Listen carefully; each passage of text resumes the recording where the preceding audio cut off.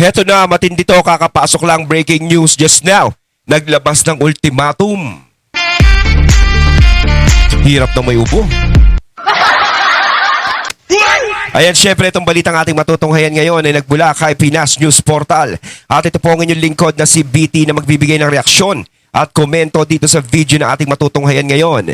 At huwag na natin pagtagalin at sabay-sabay na nating panoorin ang laman ng video na hatid sa atin ni Pinas News Portal at bibigyan natin ng reaksyon ang balitang ito. Pasok! Bigyan natin ng reaction opinion itong post ni Teo Moreno.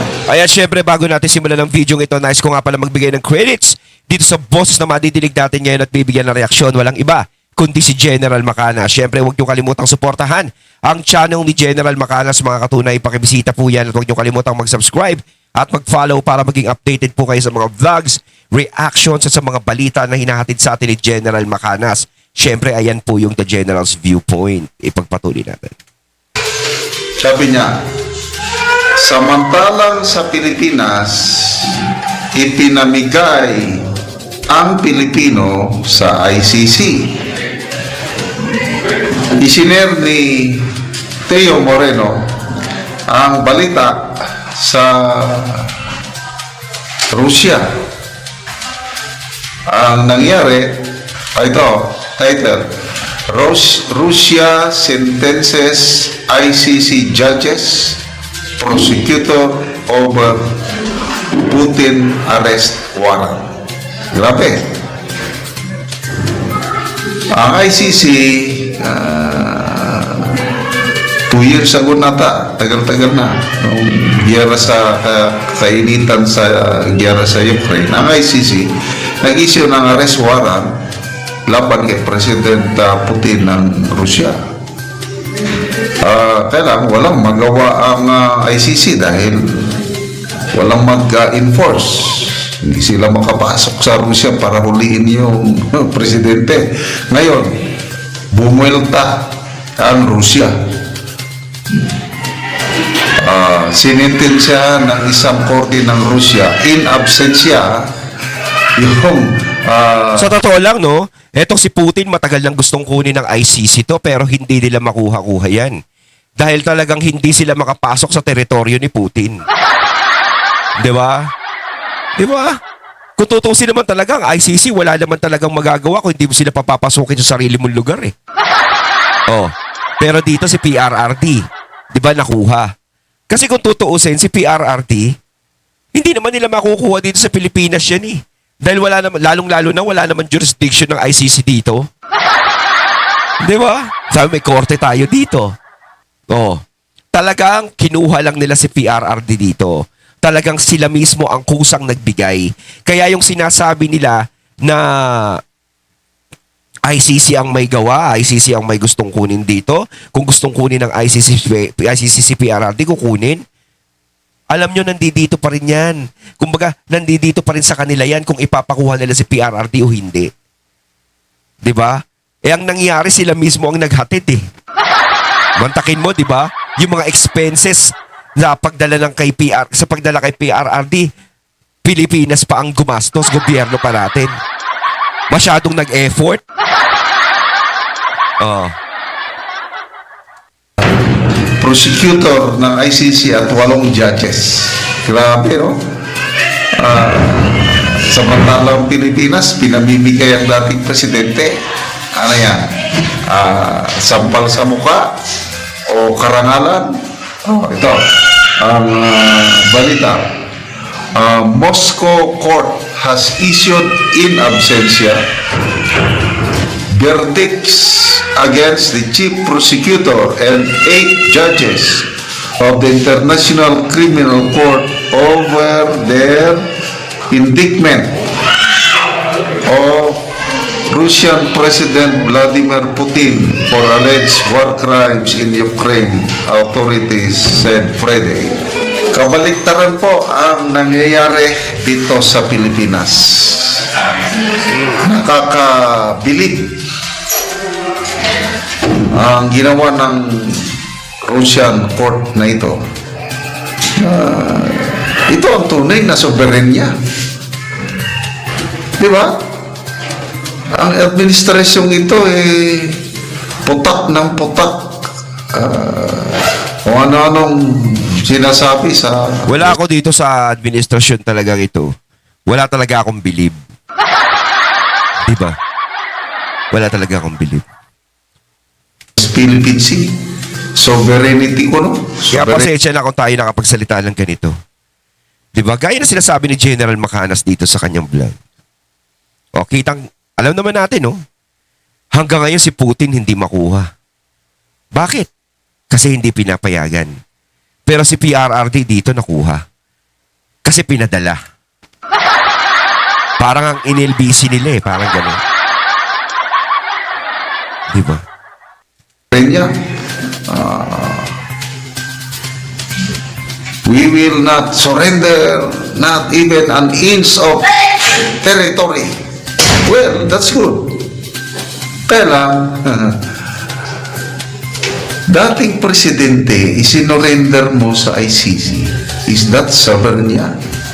Para sa akin, no, yung nangyari kay PRRD niyan, wag sana mangyari sa kanila.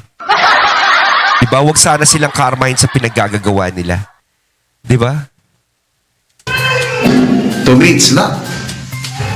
It's a political persecution.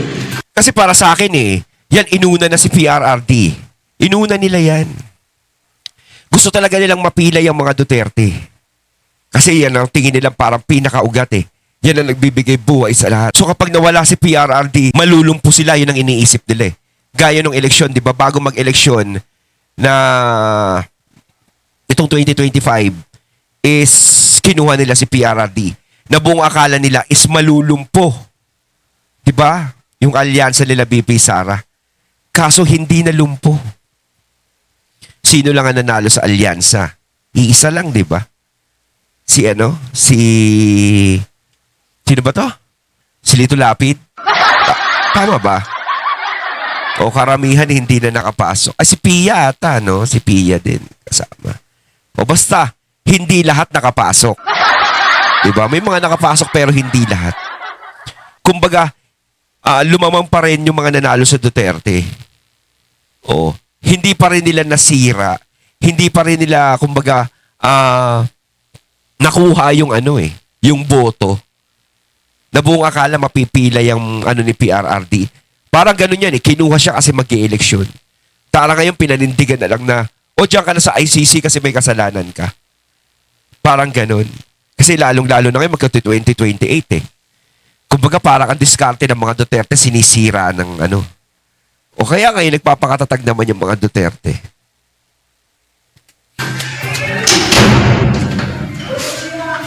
Alam ito ng maraming bansa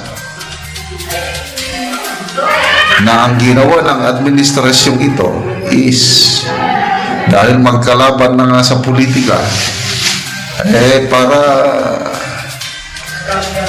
gusto na nilang alisin ang influence ng mga Duterte sa Pilipinas, but nagkakamali sila. Nagbumirang sa kanila. Ang gaba dili magsaba, sabi nga ni BP Sara. Tingnan mo anong nangyari sa administrasyong ito ngayon. Kaliwat kanan ng mga problema. Bumabagsak na ang ekonomiya. Sinasabi nga nila may sinasabi silang ayun na simula daw ng naging nawala na raw yung mga kurakutan ngayon. Dito sa gobyerno. Paano ubus na?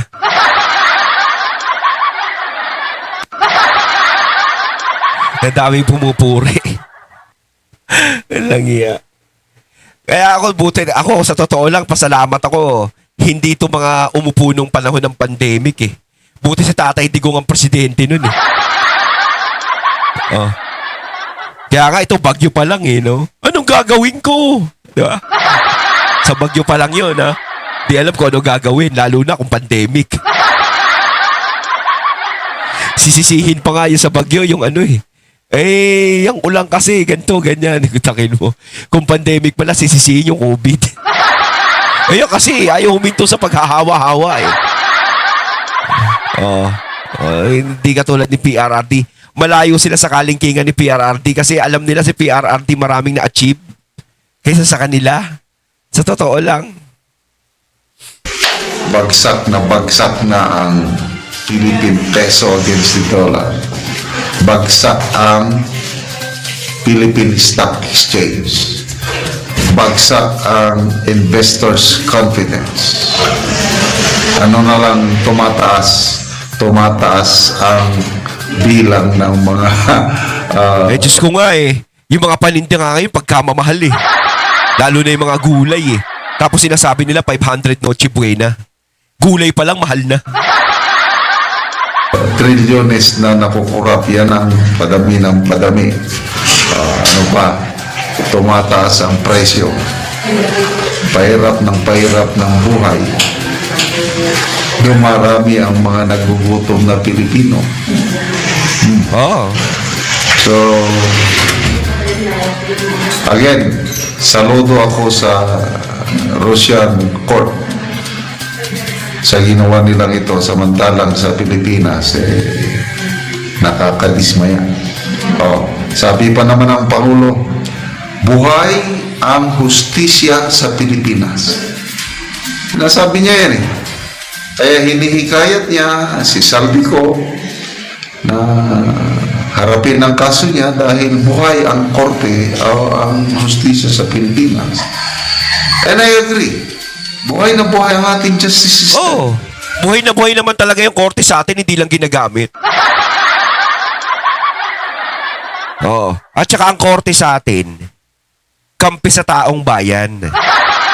Kasi ang gusto nila yung hindi kampi. Yung hindi kampi sa taong bayan. Ilang beses na silang pinahiya ng korte dito sa atin. Matakin mo impeachment ni BP Sara, yung sa PhilHealth, matakin mo ang daming ginagawang kilos ng korte para sa mga tao. Hindi pumapabor sa kanila. Diba? Kaya hindi nila ginagamit to Lalong-lalo na kay PRRD, hindi siya dito nilitis kasi alam nila yung mangyayari. Hindi katulad sa ICC, tropa nila yun Tropa ni Trililing yun Diba?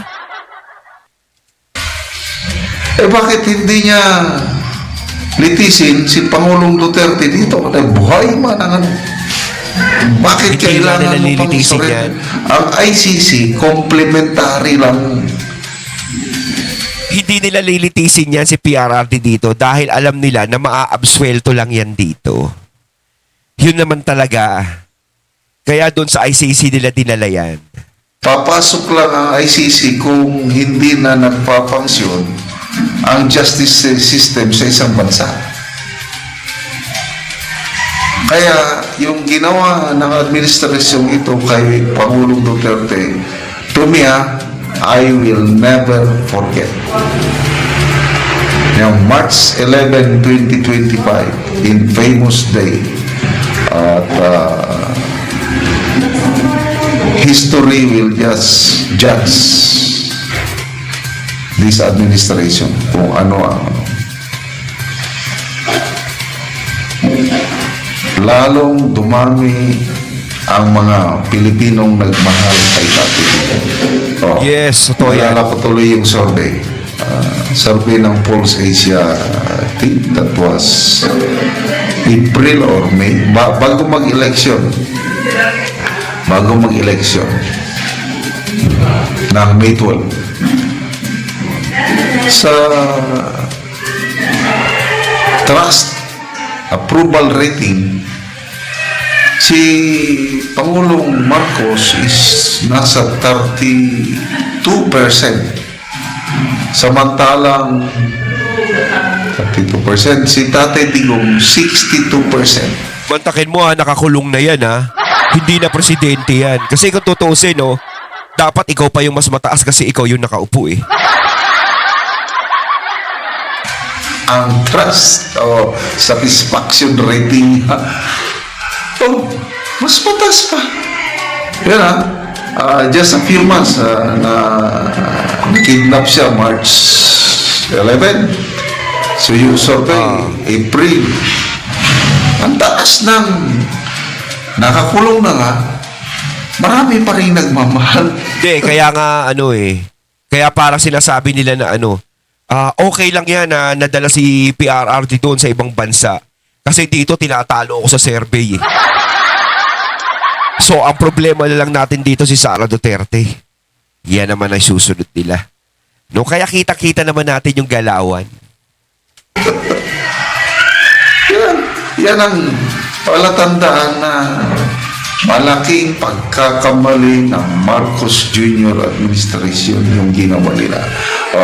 Pasalamat tayo kay Kumbaga, hindi naman palaging nasa baba na lang yung mga Duterte. 'Di ba? Ang gulong umiikot diyan. 'Di ba? Mali mo mahinto yun tapos biglang mapunta sa ibabaw uli. Yun ang nakakatakot. Na yung mga ginagawa sa mga Duterte ngayon bumalik sa kanila. 'Di ba? Ambassador Locsin, ambassador natin sa United Kingdom. Ano sabi niya? PRRD was kidnapped. Kaya ganun talaga lumalabas, kidnap. Yun. Kidnap siya. So again, sana magkaroon tayo ng tunay na soberenya na huwag tayong magpapasakop sa banyagang korte dahil Yes. buhay na buhay ang ating justice. Ayun, at ating natunghayan ng video na nagmula kay Pinas News Portal at syempre natunghayan natin ang boses na yun na binigyan natin ng reaksyon na nagmula kay General Macanas. Kayo mga katunay, anong masasabi niyo tungkol dito? Comment lang po kayo sa comment box. So once again, I'm BT and I'm out. Peace.